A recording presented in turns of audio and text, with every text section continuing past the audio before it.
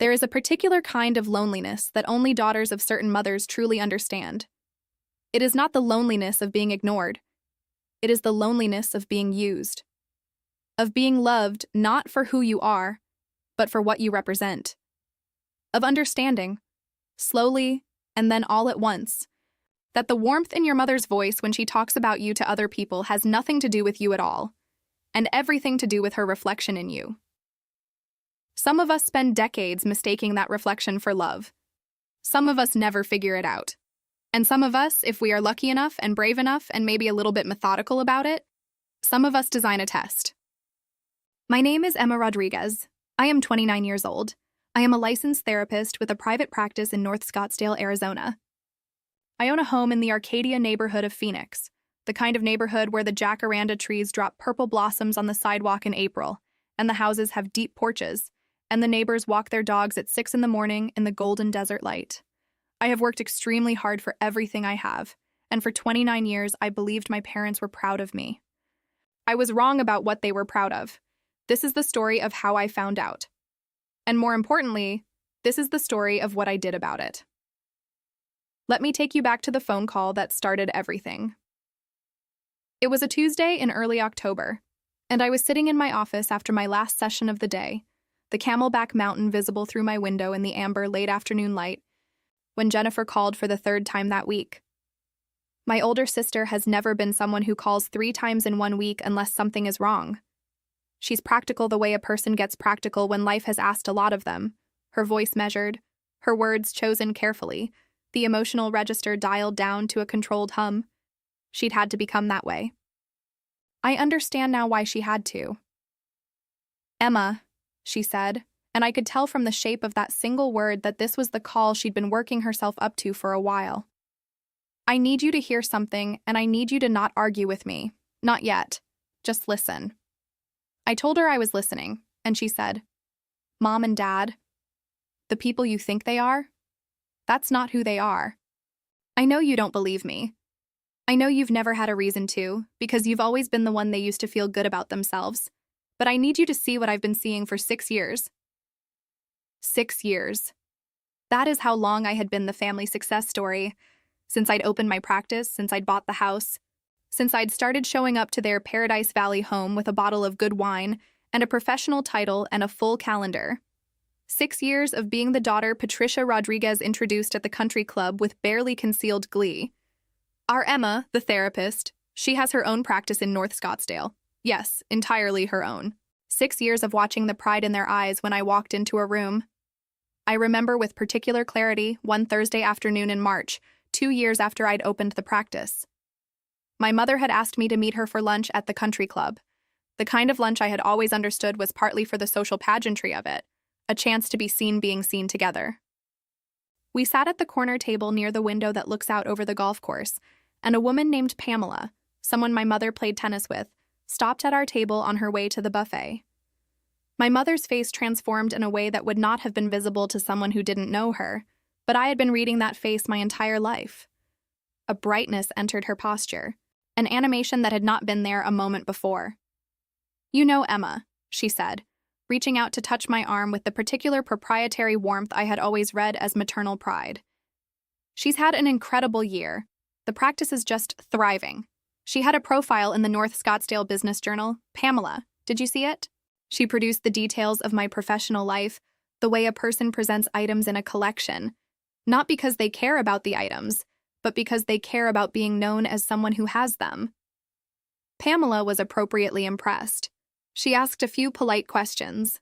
My mother answered most of them before I could, adding details I'd told her in private with the easy fluency of someone who had been rehearsing.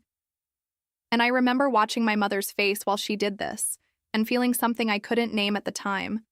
A warmth that was not quite warmth. A closeness that was not quite closeness, like standing near a heat source that isn't actually generating heat. When Pamela moved on, my mother turned back to me and the brightness in her posture receded by several degrees. Not completely, but perceptibly. The conversation returned to the register of logistics, the house renovation, an upcoming event, a neighbor's minor drama. We ordered, we ate. And at some point during the salad course, I tried to tell her about a particularly difficult week I'd had with a client, not identifying details, just the emotional weight of the week, the kind of thing you bring to a parent when you need to be heard. She listened with the surface of her attention while scanning the room. Then she said, "You should focus on the clients who can afford the fees. The difficult ones drain you and the insurance doesn't pay." I nodded. I moved on. I filed that moment in the place I had built over 2 decades for moments like that. A place in my mind labeled not quite right, but nothing to worry about. I was good at that filing system. I had been building it since childhood. What Jennifer's call did was not create the problem. It gave me a key to the filing cabinet I'd been maintaining for 29 years. And once I had the key, I understood that the cabinet was full. What I had not fully seen, what I'd let myself not see, was Jennifer during those same 6 years. Standing in a kitchen she didn't get credit for, sitting at a table she'd been assigned to, not invited to, enduring the particular, quiet cruelty of being someone's disappointment while watching someone else be someone's trophy. Her marriage had ended when she was 27. She managed a Target in Tempe. By her parents' accounting, she was not a success story. She was a cautionary note, whispered about at dinner tables when she wasn't in the room. "They record you," Jennifer said on that third call. Her voice was very still. I found voice memos on Mom's phone. I was helping her fix an iCloud issue, and I saw them. "Recordings, Emma? Dates going back 18 months. Your name in the label. Conversations you've had with them about your clients. Not names, but details. Things you told them because you thought you were talking to your parents." The silence I sat in after she said that was one of the strangest silences of my life, because there is a particular kind of horror that comes not from shock, but from recognition. I'd told my mother stories about my work. Not names, never names, I knew better than that. But the kinds of stories a person tells their family when they're trying to make their work feel real, felt human. A patient going through a divorce. A teenager I was particularly worried about. The emotional landscape of a job that asks you to carry other people's weight. I'd shared those stories over Sunday dinners at their house in Paradise Valley, thinking I was opening a window into my life, thinking she was listening the way mothers listen. She had been listening, just not the way I thought. "I don't know what to do with that," I told Jennifer. And that was the truest thing I said in that conversation. "I know," she said. "So here's what I think you should do." The night after Jennifer's call, I did not sleep. I lay in the dark of my bedroom in the Arcadia house and stared at the ceiling fan moving slowly above me, and I did what I do when I need to think. I moved through the evidence, systematically, the way I had been trained to. I thought about the voice memos. I tried to remember which stories I had told my mother, the ones I'd shared at Sunday dinners, over the phone on drives home from the office, in the casual shorthand of what I thought was intimacy. I could locate maybe a dozen of them. A client processing grief over a father who had never acknowledged her. A couple in crisis whose sessions left me emotionally depleted for days. A teenager I'd worked with for 2 years who had finally begun to trust me after a childhood that had given him no reason to trust anyone. I had told those stories to my mother the way you tell stories to a person you believe is safe. I got up at 4 in the morning and made coffee and sat at my kitchen table and typed a name into Google that I had recommended to clients many times but had never applied to my own life: narcissistic parent. I had the clinical literature essentially memorized. I had used it as a framework in therapy rooms hundreds of times. But there is a particular rearrangement that happens when you read clinical language and think, "This is about me. This is about my family." These words have a name for what I've been experiencing. I read for 2 hours. I made notes. By 6 in the morning, I had 3 pages of typed observations, time-stamped, organized into categories. The entries felt clinical and alien and completely, devastatingly accurate. There was a checklist in one article. A list of behaviors common to parents who treat their children as extensions of themselves, rather than as separate people. I went down it slowly. I checked 17 of 22 items. Not because I was looking for confirmation, but because confirmation was simply there, in the space between each item and my own experience, waiting to be named. Each checkmark was not a wound. It was a map. And I had been walking this territory my entire life without one. I called my colleague Marcus at 8. Marcus Reyes had been practicing family therapy in Tempe for 12 years, and he was one of the few people whose professional judgment I trusted enough to bring a personal situation to, without feeling professionally compromised. He answered on the second ring, which meant he was already in his office with his morning coffee, the way he always was. "I need a sounding board," I told him. "Not clinical supervision. Personal." He said, "I'm listening." And he was. The specific kind of listening that involves no interrupting, no advice giving, no rush toward resolution. I told him what Jennifer had said. I told him about the voice memos.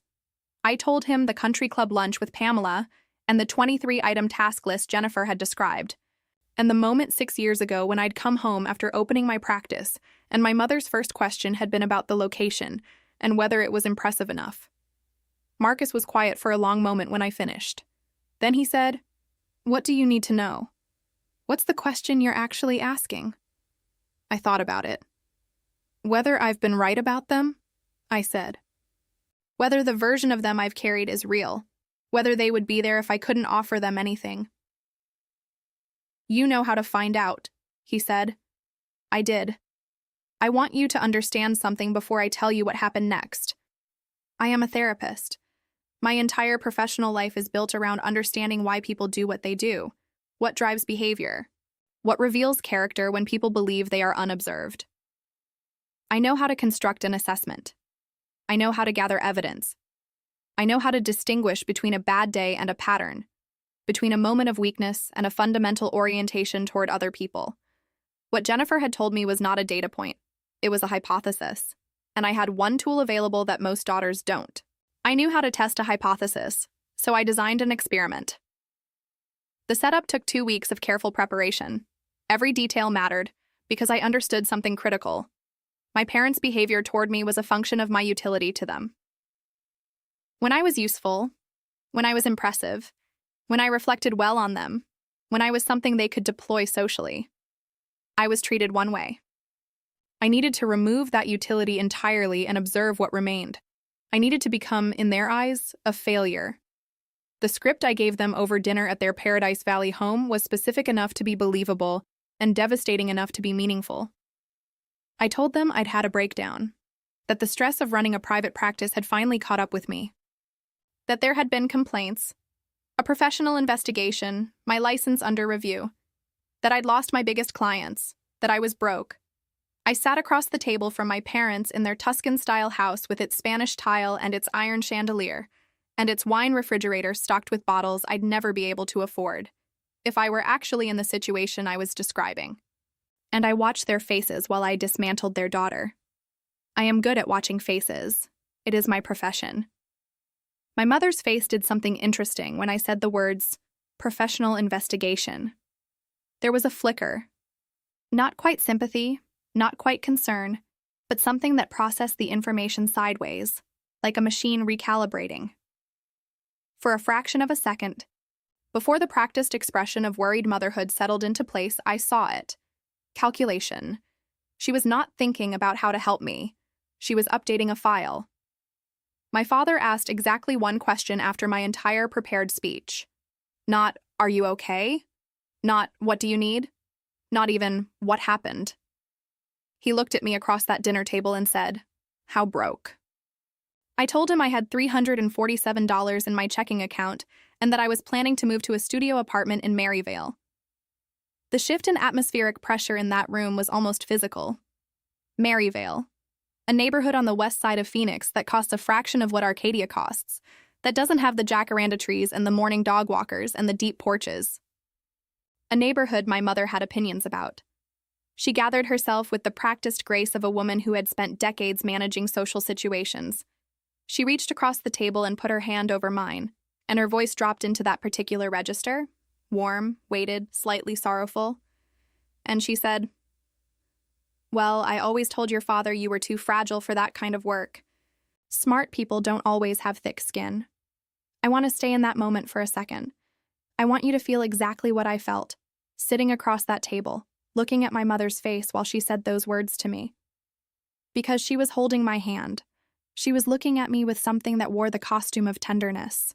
And what she was actually saying, what lived underneath those carefully chosen words, was, "I expected this. I always knew you would break. Your failure is not a surprise to me. It is a confirmation." She wasn't comforting me. She was filing a verdict she'd already reached. What followed for the rest of that dinner was a clinical study in what happens when a family narrative is disrupted without being openly acknowledged. My father asked several more questions, practical ones, the financial mechanics of a practice closure, the timeline of the license review, whether I'd spoken to a lawyer. The questions were not warmth pretending to be concern. They were due diligence. He was assessing the situation the way he assessed every situation, in terms of exposure, implication, what it meant for the family's position. My mother moved through 3 distinct performance modes during the remaining 40 minutes we sat at that table. The first was the concerned mother mode I had already cataloged, the hand-over-mine warmth that registered as calculation. The second was a pivot to advice, which came with the particular authority of someone who had never been wrong about you. She recommended I consider a position at a hospital or a school district, somewhere with infrastructure and support, a characterization that was really a demotion dressed as a suggestion. The third mode, which arrived over dessert after my father had poured a second glass of wine, was a kind of brittle normality.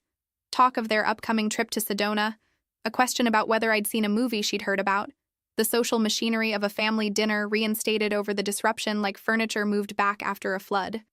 I played my part. I asked about Sedona. I said I hadn't seen the movie. I cleared my plate when the meal was finished and helped carry the serving dishes to the kitchen, because I had always done that, and old habits in old houses run deep in the muscle. My mother said goodbye at the door with a hug that was performed at the correct pressure and duration. My father squeezed my shoulder and said, "You'll land on your feet. You always do." And in that sentence, which was meant to be a comfort, I heard what it actually was, a request. You will be fine. Because if you are not fine, that inconveniences us. Be fine. I drove to the studio apartment on West Indian School Road with the radio off. The Civic ran its grinding commentary under me, and the Phoenix city lights spread out on either side of the highway, and I held the steering wheel and let myself feel, for exactly the length of the drive, the full weight of what had just happened. Not the performance sadness I had projected at the dinner table. The real thing. The particular grief of understanding that the people who were supposed to protect you have been using you as an instrument, and that the warmth you have taken as love was actually return on investment. I gave myself 22 minutes. Then I parked behind the building and walked up the exterior staircase to the unit, and sat on the Goodwill couch in my real clothes in someone else's temporary life and opened my phone and began taking notes. The transformation I performed over the following weeks was one of the most deliberate acts of my professional life. Every choice was intentional, every detail considered. I returned my Range Rover to the parking structure at my actual house in Arcadia, and drove the 2009 Honda Civic I'd bought for $3,800 cash, 170,000 miles on it, a grinding complaint every time I touched the accelerator, a passenger side mirror held on with electrical tape. I stopped going to my salon near Camelback Mountain and let my roots grow out for 5 weeks until the careful highlighting I'd maintained for years became a visible demarcation between who I had been and who I was supposed to be now. I packed 4 trash bags of clothes from Target and Walmart. Worn jeans, faded t-shirts, an old navy fleece, a winter jacket with a broken zipper that let the cold in at the collar. I traded my iPhone for a cracked iPhone 8 from Facebook Marketplace, switched to a cheaper carrier, and started calling my parents from that phone so the area code would feel right. You want to know something about performing poverty when you've never actually experienced it? The hardest part isn't the material things. It's letting people look at you with pity and not correcting them. It's watching people's eyes slide past you in a room because there's nothing worth noticing. It's experiencing, in compressed and chosen form, what Jennifer had been living without choosing for 6 years. That part was not comfortable. That part was important.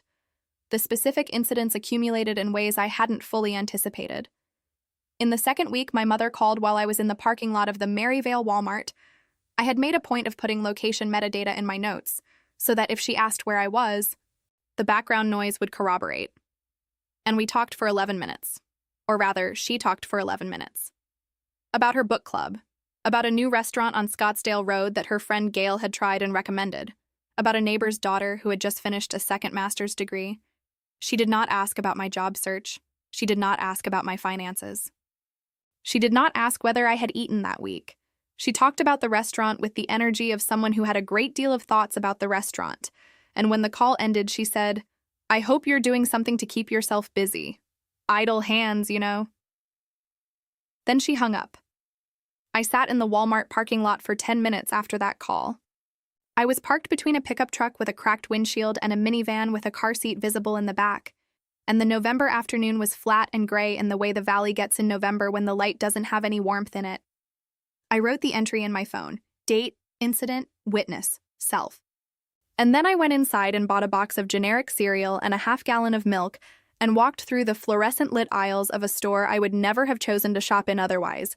And I thought about the 11-minute phone call and what had not been in it, which was everything that should have been in it if my mother had been calling to check on her daughter and not to maintain contact with a satellite in her social orbit. The third week, my father came through Maryvale, or so he said. I have my doubts about whether he actually drove to that neighborhood or whether he simply called me when he happened to be on the west side of the city for other reasons. He suggested meeting for coffee. I chose the McDonald's on West Indian School because it felt true to the character I was playing, and we sat across from each other in plastic chairs in the afternoon light, and he nursed a large coffee and I had a medium, and he talked for 40 minutes about his advisory board work, a property he was considering in Scottsdale, a conflict with a colleague. He asked me once how the job search was going. When I said slowly, he nodded in the way people nod when they're acknowledging information but not receiving it, and then he talked about the Scottsdale property for another 10 minutes. When we said goodbye in the parking lot, he patted me on the shoulder twice with the clap-clap of masculine affection that substitutes for words. "Hang in there," he said. And then he got in his Audi and drove back to Paradise Valley, and I got in the Civic and added the entry to my phone. 40 minutes. One question about the job search. No questions about food, housing, finances, mental state, whether I needed anything, whether I was sleeping, whether I was okay. I sat in the parking lot and I looked at the entry and I thought, this is the answer. Not the story he told me about himself. The generous father, the concerned parent, the man who drove across town to show support. The answer was in the questions he did not ask. The answer was always in the questions that did not come. What I was learning, documented incident by incident, was not something I could have been told. It had to be experienced. The growing comprehension of how little space you occupy in someone's concern when you are not delivering value to them. The phone calls that ended 3 minutes faster. The questions that didn't get asked. The particular quality of being managed rather than loved, which takes time and repetition to recognize because it can look like love in every individual instance and only reveals itself in the cumulative pattern. I kept notes in my phone from the first day. Time-stamped entries, date, incident, witness.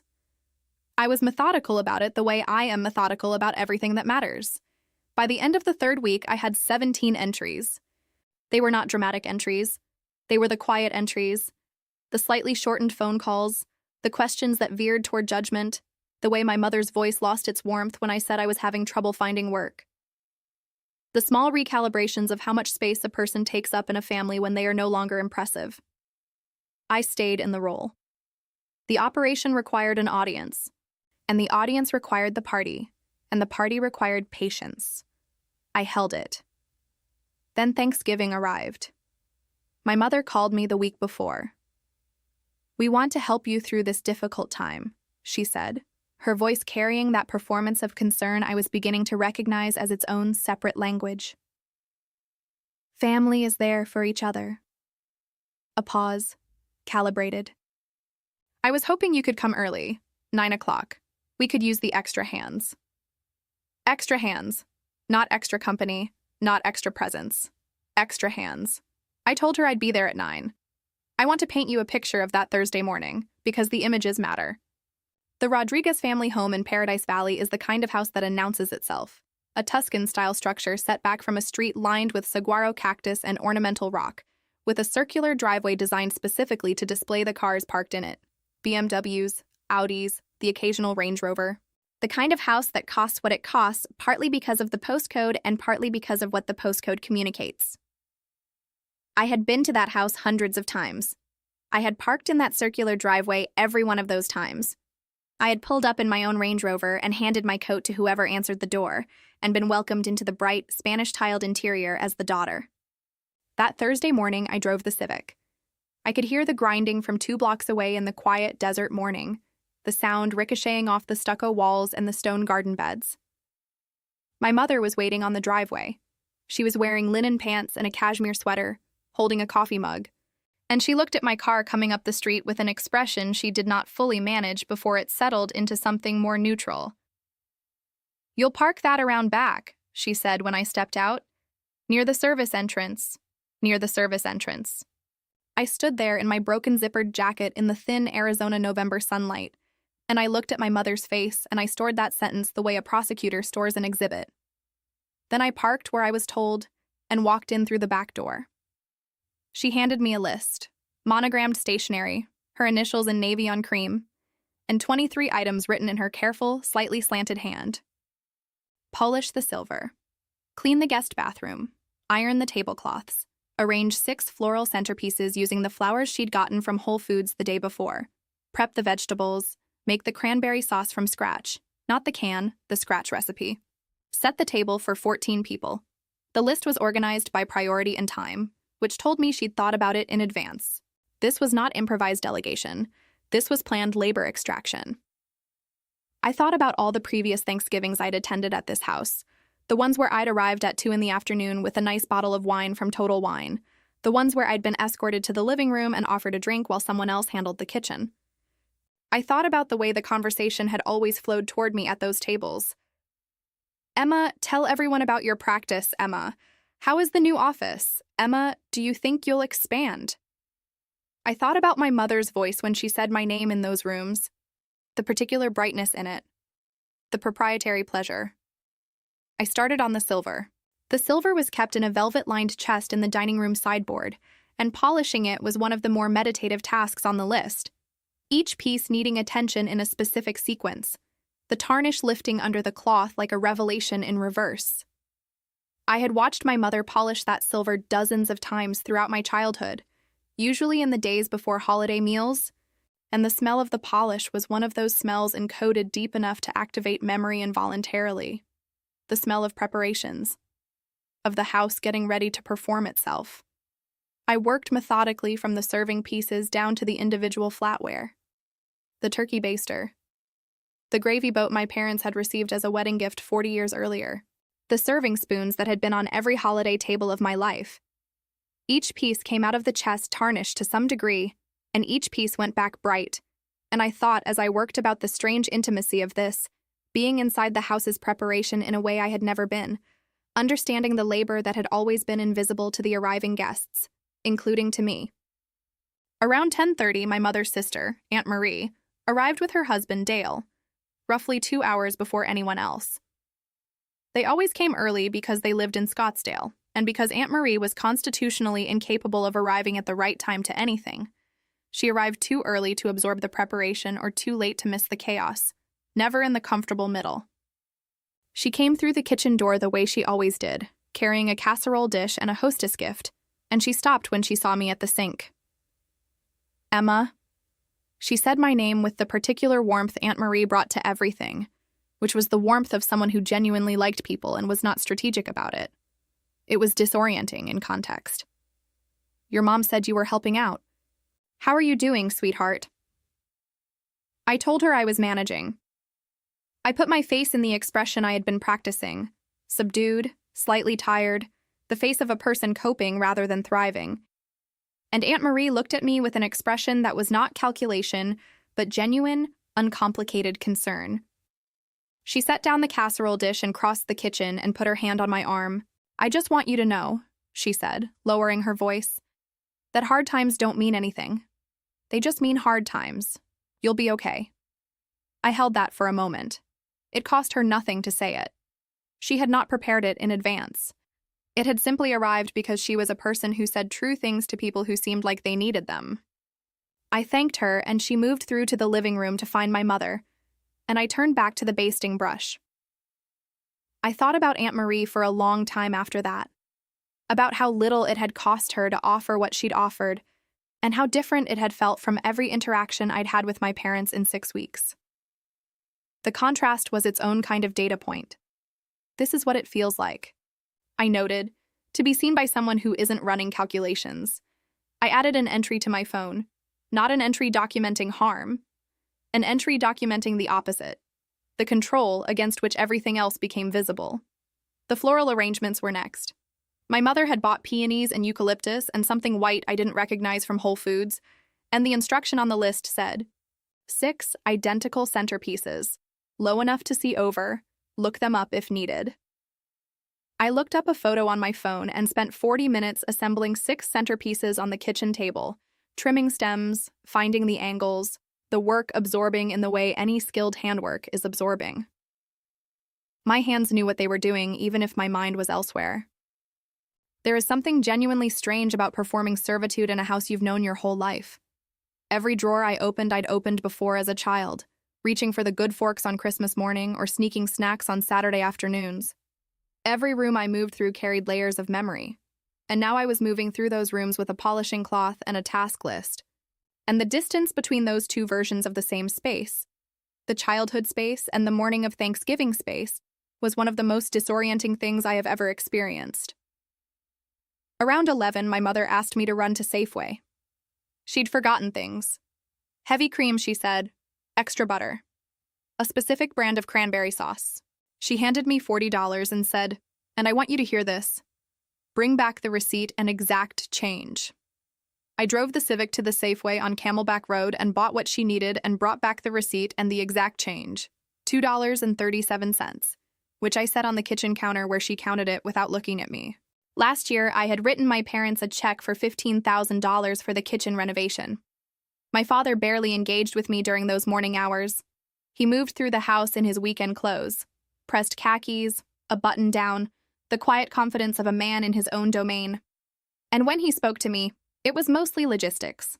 At around 10:30, he appeared in the kitchen doorway and told me I needed to move my car again. A guest had pulled up and commented on the Civic sitting near the service entrance, thinking it belonged to the gardener. When my father had explained it was mine, the guest had made an expression my father apparently found embarrassing. It's embarrassing, Emma, he said, not. I'm sorry you're going through a hard time. Not, I'm glad you came. Embarrassing. I moved the car. I added the entry to my phone. Date, incident, witness. But the moment that changed the texture of the morning, the moment that cut differently than the tasks and the change counting and the car moving, came around noon when I heard my mother's voice from the hallway. She was giving my cousin Andrea a tour of the house, which my mother did with a particular kind of curated pride, the way museum docents walk visitors through a collection they've assembled. And they stopped in the hallway, where the family photos lined the walls, and I heard my mother's voice carry, "We're so proud of Jenny, she's really finding herself." I stopped moving. For 6 years, my sister Jennifer had been the divorced one. I had heard my mother use those words more times than I could count, at dinners, on phone calls, in the casual shorthand of family conversation that reveals more than it intends to. The divorced one, the one who manages a Target, the one whose apartment was depressing, the one whose struggles were discussed rather than protected. And now I was down the hall listening to my mother tell my cousin how proud she was of Jenny, how Jenny was finding herself, how lovely it was that Jenny was doing well. I walked to the hallway entrance casually, the way you pass through a space on your way somewhere else. I looked at the wall. In the silver Tiffany frame where my graduate school photo had hung for years, the formal one, the one in my academic regalia with the Arizona State University crest in the background, there was a different photo now. Jennifer from high school. The same Jennifer my mother had called the divorced one. The same Jennifer whose apartment she'd never visited. My graduate school photo was gone. I walked back to the kitchen, I picked up the basting brush, and I felt something happen in my chest that wasn't grief and wasn't anger. It was clarity. The cold, clean clarity of understanding something you've been circling for a long time. When I had been the success, I had been the trophy. When I had become the failure, Jennifer had been rehabilitated just enough to fill the vacancy. Not because my mother had grown to appreciate her, but because someone had to occupy the daughter doing okay slot, and the slot had to be filled for social purposes. Neither one of us was real to her. We were positions in a presentation. The relatives started arriving at 1:30. I took their coats. I refreshed their drinks. I moved through the living room and the dining room with the particular invisibility of people who are serving, which is a specific and uncomfortable kind of invisibility. You are seen but not acknowledged, present but peripheral, noticed only when a glass needs filling. My Aunt Carol didn't recognize me at first. She looked at me twice, the second time with her head slightly tilted, and then the recognition hit and she made a face she couldn't quite control. Embarrassment, then pity, then the social management of both. Before she could say anything, my mother materialized beside her. "Emma's going through a transition," my mother announced to the room, pitching her voice at the carrying frequency she used for announcements she wanted received. "She's taking time to find herself. We all need to struggle sometimes to appreciate what we have." She said this while standing in an Eileen Fisher dress that costs close to $1,000. She said it with a glass of wine that retails for $80 a bottle. She said it about her daughter, who had made $220,000 the previous year, who owned a home, who was standing 5 feet away holding a tray of stuffed mushrooms like she was invisible. I kept my face neutral. I kept my breathing even. I was a therapist, after all. I knew how to hold a professional container. I added the entry to my phone and went back to the kitchen. The meal itself was a production in the true sense, not of warmth, but of theater. My mother seated the 14 guests with the deliberate geometry of a person who had given real thought to social dynamics.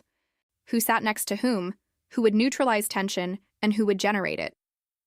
I was placed at the end of the table nearest the kitchen, adjacent to the youngest cousins, which positioned me as both peripheral guest and available server in a single placement. I carried dishes from the kitchen to the table. I refilled water glasses. I brought the extra gravy my mother had quietly requested. And in the interstices of those movements, I sat and observed. My father made a toast. He stood at the head of the table with his wine glass raised and spoke with the ease of a man accustomed to being listened to. And what he said was mostly about gratitude and family and the particular blessing of being together. It was a good toast as toasts go. Well-paced, warm in register, self-deprecating in one small way that made the room laugh. And watching him deliver it, I understood something I had been trying to put language to since the experiment began. The performance was not a mask over a true face. The performance was his face. The warmth in the toast was real in the sense that it existed. It simply existed at the level of social function, not personal connection. He was grateful for the gathering, the way a person is grateful for a property that's performing well. The gratitude was real. The people in the room were categories. My cousin Tomas, who was 23 and newly working in construction, and had been the subject of some ambient family concern about direction, ended up next to me at the table's edge. He was a good person in the way that some young men are good people before the world complicates them. Straightforward, attentive, interested in the food and the conversation without apparent anxiety about either. He asked me what had happened in a quiet voice, with none of the social management that everyone else was deploying. Just a question. I told him what I'd been telling everyone, that things had gotten hard, that I was working through it. He nodded, without the condescension that had been present in some of the other nods I'd received that day. Then he said, in a voice so low only I could hear it, "Your mom's been weird about you all morning, even before everyone got here. I don't know if that's helpful to know, but I figured you should know." Then he helped himself to more stuffing and changed the subject to basketball. I sat with that for the rest of the meal. Your mom's been weird about you all morning. The intelligence from the ground, the person who had simply noticed something and had the directness to say so. Another entry for the phone. Another data point in a pattern that was becoming, with each hour, more undeniable. After the main course, I cleared plates. After the pies, I washed dishes. The guests moved to the living room for coffee and after-dinner conversation. And I remained in the kitchen because that was the logic of the situation I had accepted, and because my presence in that kitchen was giving me information that my presence in the living room would not have. The caterers had handled the main course elements, but the family kitchen work, the relish trays and the cranberry sauce and the silver that would need to be washed by hand, no dishwasher, my mother's specific instruction, that was mine. I stood at the sink in my broken zippered jacket and I washed silver in a Paradise Valley kitchen, and I waited for the evidence to finish accumulating. At 3 p.m, 1 hour before the meal, I was in the kitchen with the turkey when I heard my mother in the dining room. She was talking to a group of relatives in the voice she uses when she wants to sound like she's confiding while also wanting to be overheard. A skilled, practiced voice, the kind that carries just far enough. The problem with Emma, she was saying, was always that she thought she was smarter than she actually was. She'd tell us these stories from therapy, HIPAA violations, really, and I'd think, does she not realize she's destroying people's trust? And then the complaints started, and I wasn't surprised. Some people are meant to help others, and some people are meant to be helped. I stood in that kitchen with the basting brush in my hand, and I did not move for a long moment. There it was. There was the thing I had needed to see.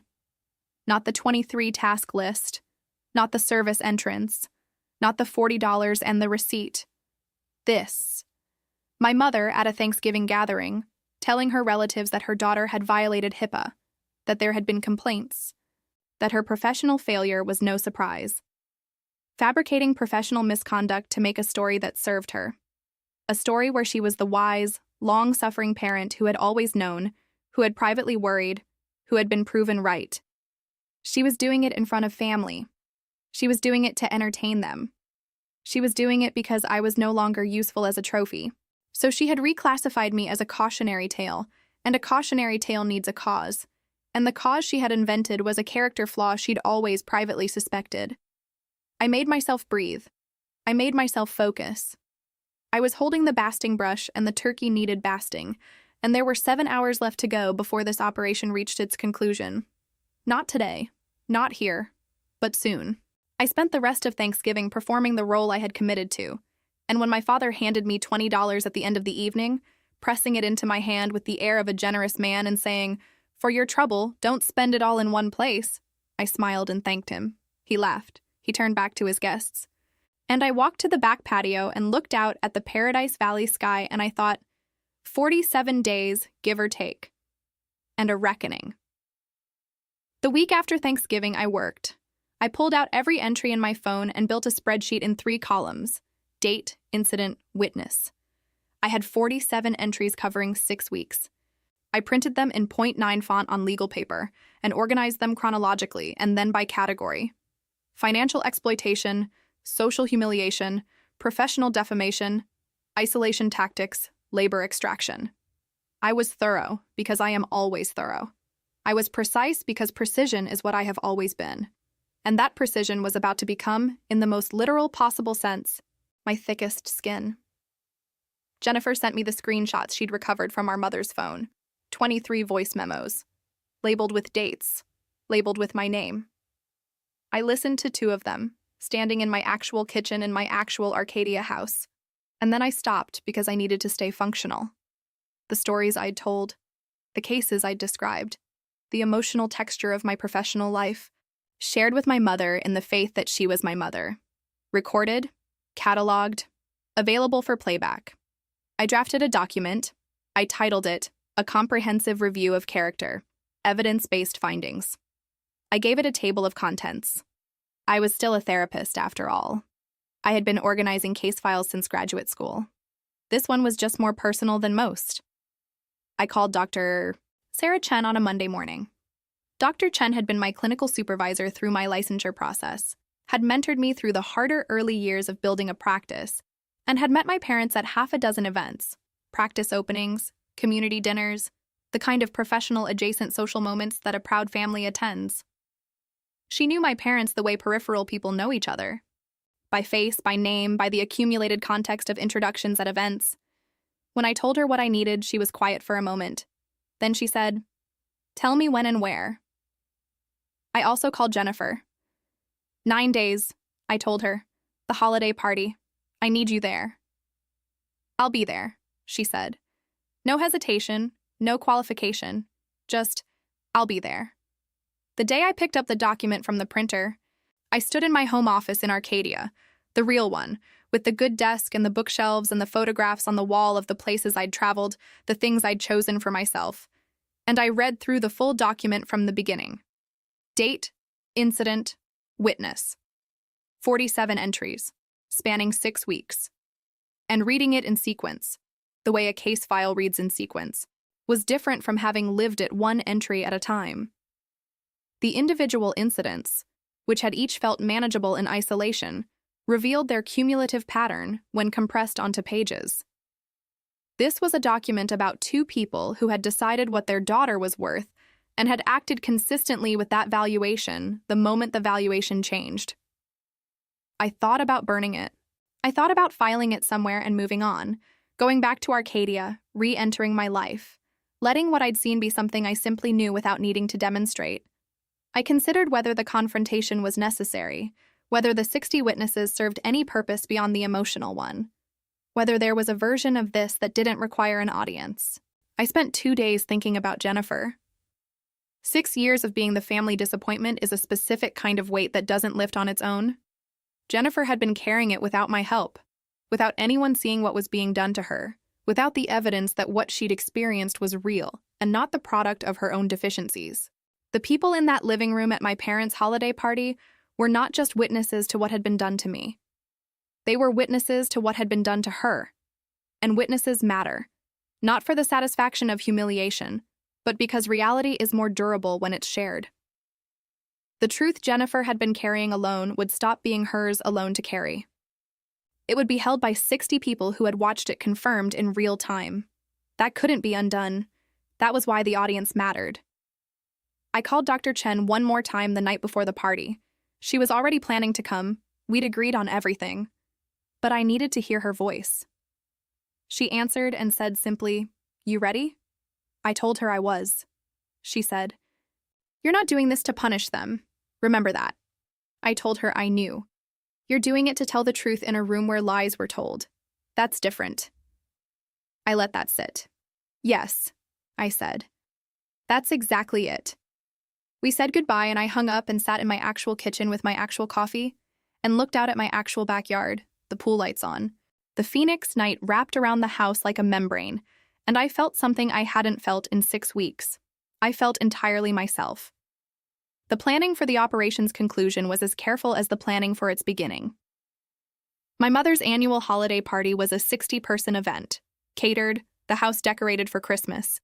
The guest list composed of their entire social infrastructure: country club acquaintances, neighbors, my father's business contacts, the women my mother had coffee with on Thursday mornings, the couples whose children I'd grown up alongside. The party was the stage. It had always been a stage. My mother had built it for exactly this purpose, just not this performance. I picked up my theory suit from the dry cleaner the morning of the party. Cream silk, structured jacket, the kind of outfit that costs $1,400 and communicates that in every stitch.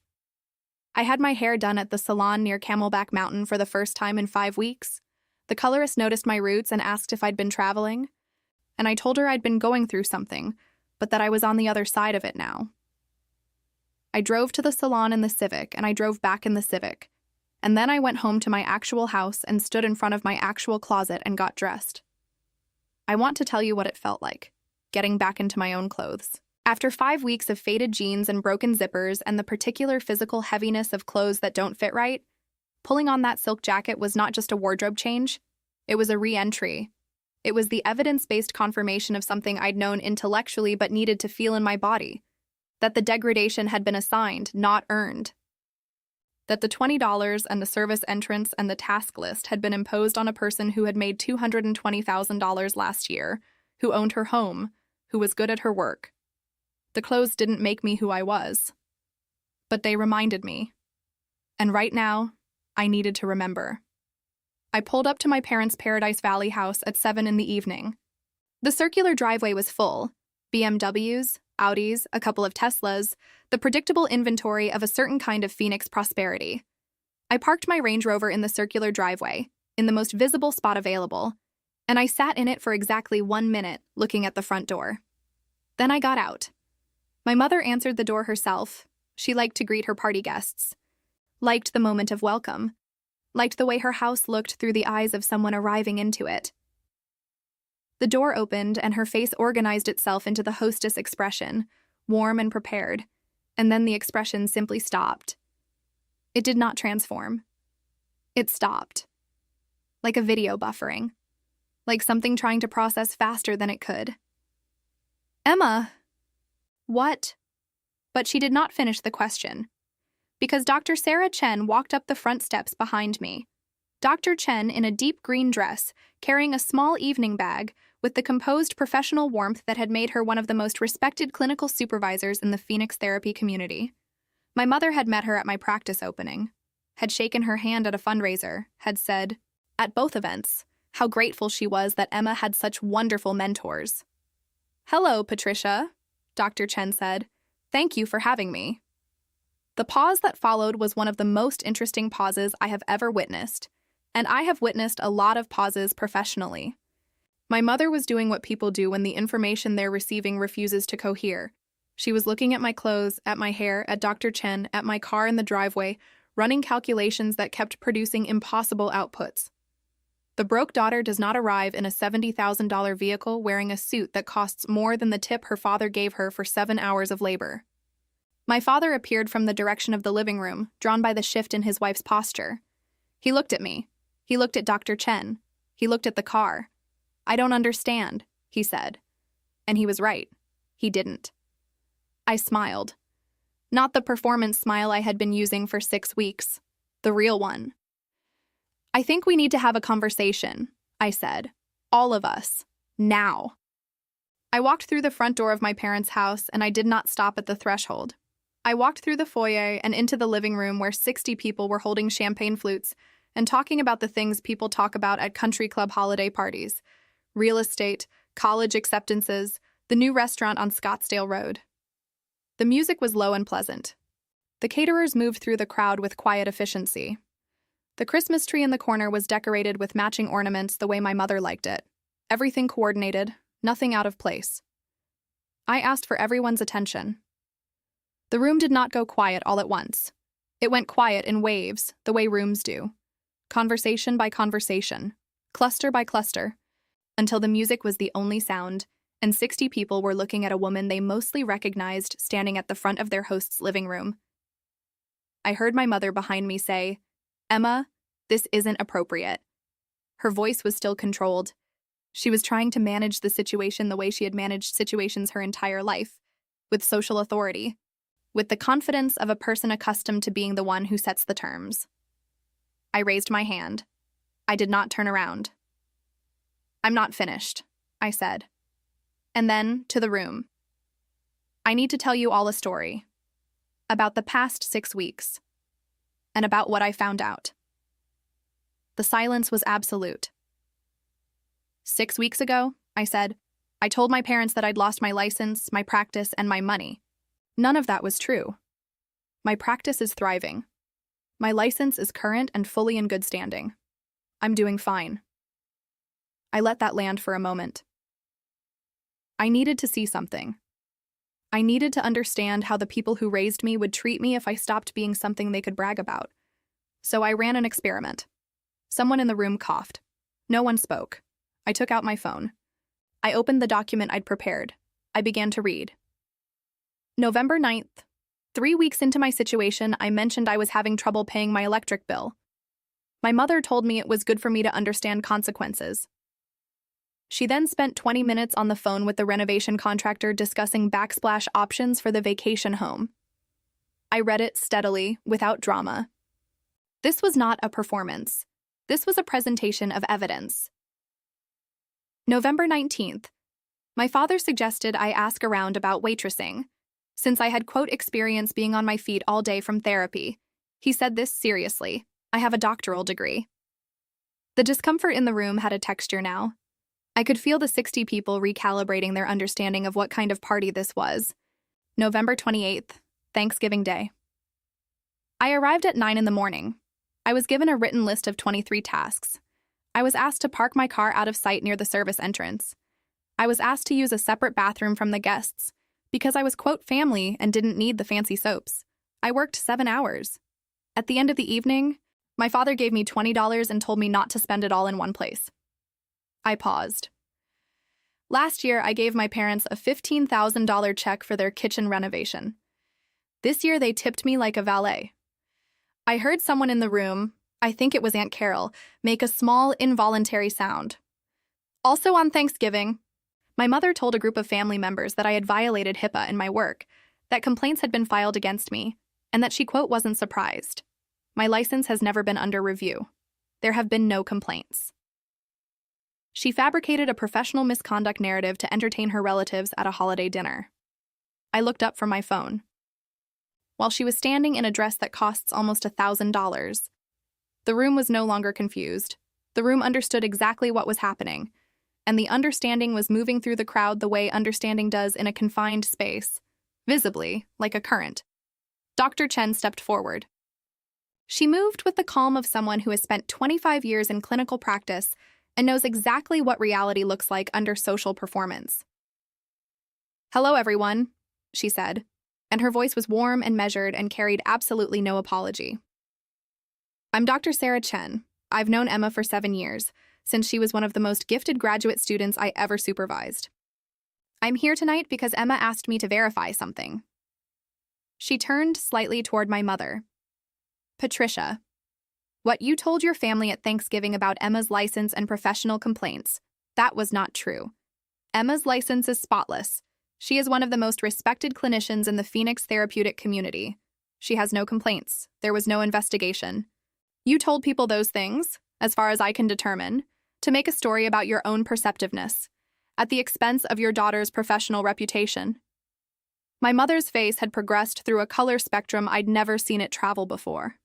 The white had given way to red, and the red had given way to something mottled and less controlled. She opened her mouth.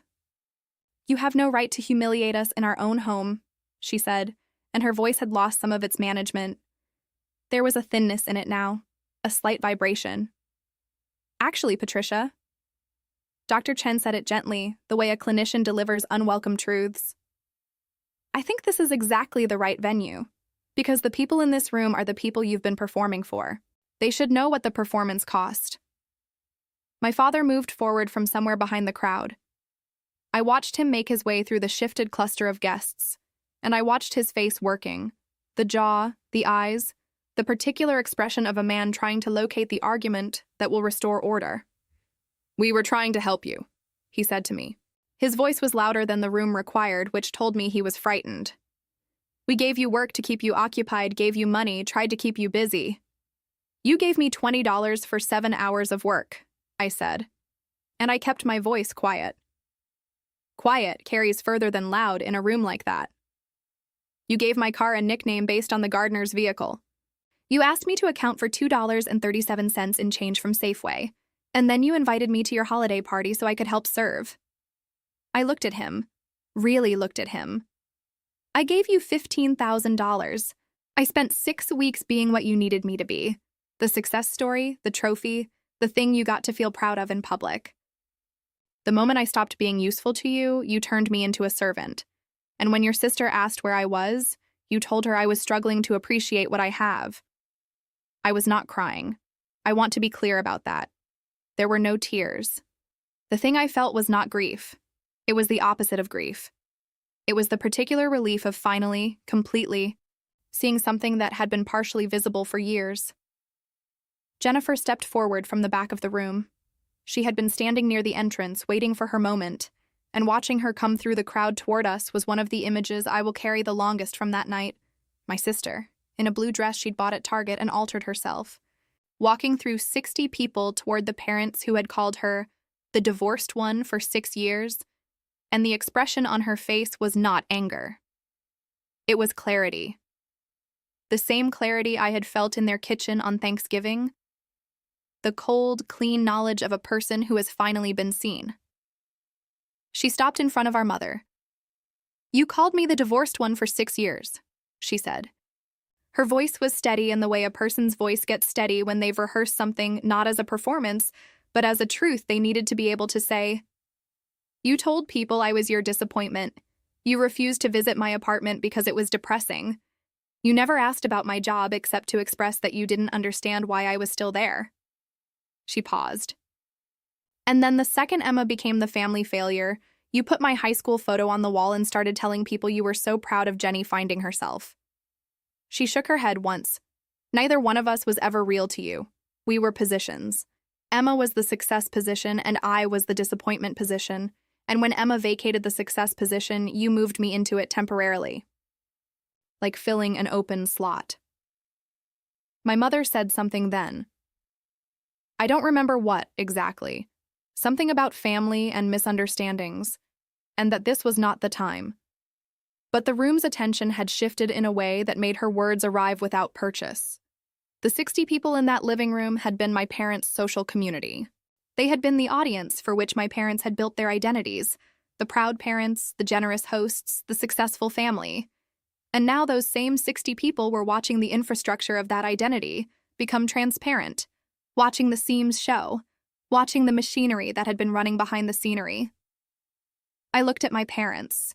I let the silence hold for exactly as long as it needed to. Here is what I want you to know, I said, and my voice was still quiet. Every person in this room is looking at you differently right now, not because I've hurt you, but because you've been visible to them in a way you weren't before. Your daughter didn't fail. Your character failed. The question isn't what I'm going to do next. The question is what kind of people you want to be.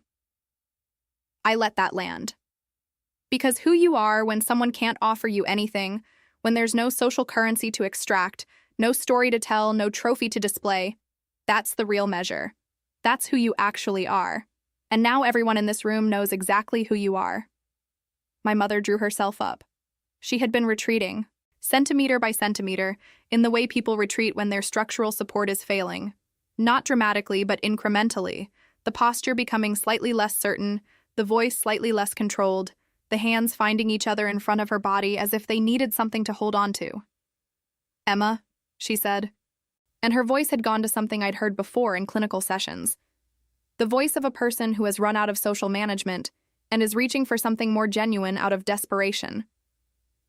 Emma, wait, we can talk about this. You can't just leave like this. I turned back from the door. I looked at my mother across the living room of her Paradise Valley house. I looked at the Christmas tree with its coordinated ornaments. I looked at the caterers frozen by the food table. I looked at 60 people who had, until 20 minutes ago, known my parents as successful, generous, proud. You told me I was too fragile for my work, I said. You told your family I had complaints filed against me. You put me in the service entrance and handed me $20 and asked for the receipt. I let each sentence sit in the air for a moment before the next one arrived. I engineered an entire operation to expose the truth. I maintained cover for 6 weeks. I prepared a document, recruited witnesses, and revealed everything in front of 60 people. If anyone here has thick skin, Mom, it's me. The room was so quiet I could hear the fountain running in the front garden. I don't need you to be proud of me, I said. I don't need to be your trophy or your cautionary tale. I don't need to be in your story at all. I turned around. Dr. Chen and Jennifer were already moving toward the door. I followed them out through the front entrance, not the service entrance, and I did not look back. The drive home to Arcadia took 22 minutes. The Phoenix December night was clear in the way Phoenix nights are clear. The sky a deep layered blue at the horizon turning to black overhead. The Superstition Mountains a silhouette in the east. The city spread out below us in its grid of lights. I drove my Range Rover, and Jennifer sat in the passenger seat, and neither of us said anything for a while, which felt right. Some conclusions don't need narrating immediately.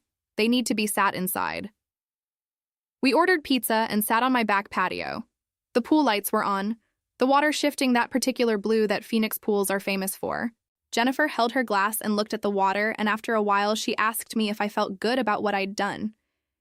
I thought about it the way I think about hard questions. Seriously, without rushing toward an answer just to have one. I feel clear, I told her. For the first time in 29 years, I see them clearly. And they can't unsee what they are. My parents called 17 times in the following week. I watched the phone ring. I did not answer. The calls shifted into emails. First the immediate ones, which were really about their embarrassment and framed it as my cruelty. Then the second wave, which introduced the language of misunderstanding and miscommunication. Then the third wave, which requested that we talk like adults. What they could not seem to grasp was that I had talked like an adult. I had gathered evidence, prepared documentation, arranged witnesses, and made a methodical, well-supported presentation. The adult conversation had already happened. What they wanted was a conversation that would allow them to restore the previous state. Those are not the same thing. The social consequences came more swiftly than I'd anticipated. though in retrospect, they shouldn't have surprised me. My Aunt Carol called 3 weeks later. She was not calling to check on my parents. She was calling the way people call when they've been processing something and need to say it to someone. She told me that the party had ended 20 minutes after I left, that people had made excuses and gathered their coats and been gone within half an hour, that the catering team had packed up early. She told me the story had moved through their social circle with the particular speed of a story that confirmed something people had quietly suspected, but not confirmed. The country club women who had Thursday coffee with my mother had become unavailable. My father's golf group had grown awkward with questions about what had happened with their daughter. The infrastructure of their social identity had been built on the narrative of successful, generous, proud parenthood, and I had not attacked them. I had simply revealed what was already there when the narrative was removed. Jennifer and I celebrated Thanksgiving together at my house this year. Just the two of us. We cooked together. No task list, no monogrammed stationery, no service entrance. She brought the sweet potato casserole and I made the turkey, and we ate at my kitchen table and talked for 4 hours and laughed more than I had laughed in a long time. At some point during the evening, she looked at me across the table and said, "You gave me something, you know. When you did this, you gave me the thing I couldn't give myself because I was actually struggling." She meant the visibility, the proof, the public acknowledgement that what had been done to her was real, that she had not been the problem, that the position she'd been assigned was never about her. I told her she'd given me something first. She'd made 3 phone calls in 1 week until I listened. Without those calls, I would have kept seeing the reflection and calling it love. I still practice therapy in North Scottsdale. My schedule is full. My clients are people navigating the complicated territory of loving the people who raised them, of understanding where a parent ends and a person begins, of learning to receive love without always checking first whether it's love or utility wearing love's costume. I have things to offer them now that I did not have before. Not professional credentials, I had those already, but something harder to earn and more valuable in the work. The knowledge that I was tested and did not break. The knowledge that clarity is not the same as coldness, and that seeing someone truly is not a betrayal of the love you wanted to give them. I still have the Civic. The 2009 Honda, 170,000 miles, the grinding acceleration, the passenger mirror held with electrical tape. I paid $3,800 for it, and I keep it in my garage in Arcadia, parked next to the Range Rover. And sometimes when I'm backing out in the morning, I look at it and I think about the specific and underrated value of making yourself small enough to see who reaches down to help and who reaches down to push. My parents pushed. Deliberately. Casually. Repeatedly. And now they are standing exactly where they spent 6 weeks trying to put me. Without an audience. Without a narrative that holds. Surrounded by people who have seen them clearly and chosen accordingly. The Civic stays. There is a famous body of research in attachment theory about what psychologists call earned security.